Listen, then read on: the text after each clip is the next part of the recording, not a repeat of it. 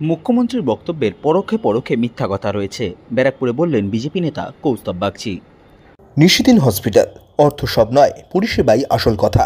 ঠিকানা Rabindrapalli, Kalyani high road, world's মোড়ের নিকটে। যোগাযোগ 8617781276। চাকরিহারা শিক্ষক শিক্ষিকাদের নিয়ে মুখ্যমন্ত্রী মমতা বন্দ্যোপাধ্যায়ের বৈঠক শেষে সাংবাদিক সম্মেলনের পর মুখ্যমন্ত্রী মমতা বন্দ্যোপাধ্যায়ের সদিচ্ছার অভাব রয়েছে বলে দাবি করেছেন আন্দোলনকারী শিক্ষক শিক্ষিকারা।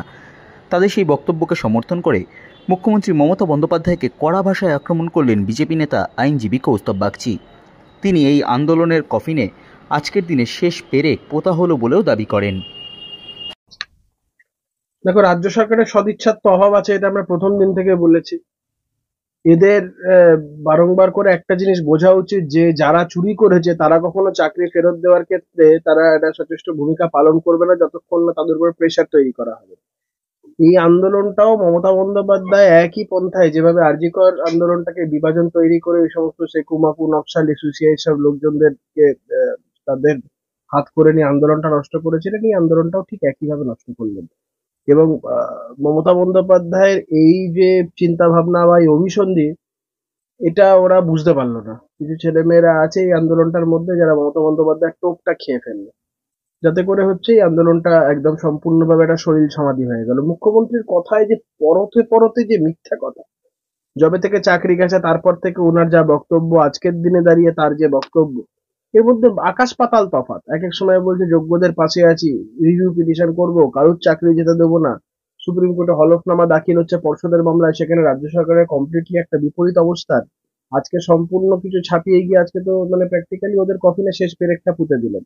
এই কথাটা আমরা প্রথম দিন থেকেই বলছিলাম। এখনো যারা মমতা বন্দ্যোপাধ্যায়কে বিশ্বাস করে বা ধরুন লোভ লালসা বা অন্য কিছু পাওয়ার আশায় মমতা বন্দ্যোপাধ্যায়ের কথা বিশ্বাস করে আন্দোলনটাকে নষ্ট করলো, তারা বুঝবে কনসিকুয়েন্সেস। আমাদের আমরা সমবেদনা জানাই, আমরা সমব্যথী সেই সমস্ত যোগ্য যারা চাকরিহারা তাদের প্রতি, কিন্তু কিছু করার নেই।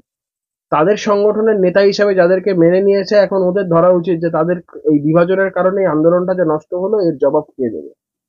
তারা তো অনেকেই পরীক্ষায় বসতে রাজি না, তাদের বয়সের রিলেকশন। দেখো, রাজি না বললে তো কিছু করার নেই, সুপ্রিম কোর্টের অর্ডার সেটাকে মানতে হবে। এখন উপায় একটাই ছিল, রাজ্য সরকার বা পর্ষদকে একটা লিস্ট বার করতে হতো কারা যোগ্য কারা অযোগ্য, এবং এটাকে উইথ সার্টেনটি বলতে হতো যে হ্যাঁ এটাই যোগ্য এটাই অযোগ্য।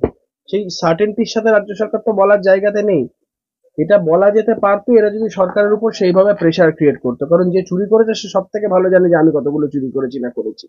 সার্টেনটির সাথে বললে তখন নয় একটা রিভিউ পিটিশন তাও দাঁড়ানোর একটা রাস্তা থাকতো। আর কোনো কিছু নেই, যদি এই লিস্টটা না পাবলিশ হয় কোনো রিভিউ পিটিশন করে কোনো কিছু করে লাভ হবে না। আলটিমেটলি পরীক্ষাতে বসতে তাই, কারণ এটা ওদের আন্দোলনটা বিভাজন হয়ে যাওয়ার ফলে সরকারের সুবিধাটা নিল, আর কিচ্ছু নেই। এই আন্দোলনে কি আর কোনো জায়গা থাকে না, মমতা বন্দ্যোপাধ্যায়ের টোপে কিছু লোকজন এই টোপটা খেয়ে নিয়েছে। কয়েকজন মমতা বন্দ্যোপাধ্যায় কিছু লোভ লালসা দেখিয়েছে, ওদের কয়েকজন সংগঠনের কিছু ছেলে পেলে তারাই আন্দোলনটাকে পুরো নষ্ট করে দিল। সেখানে একদম পুরো মমতা বন্দ্যোপাধ্যায়ের এজেন্ট হিসেবে তারা কাজ করবে। নিশিদিন ডায়াগনস্টিক সেন্টার, এ কমপ্লিট ডায়াগনস্টিক সলিউশন।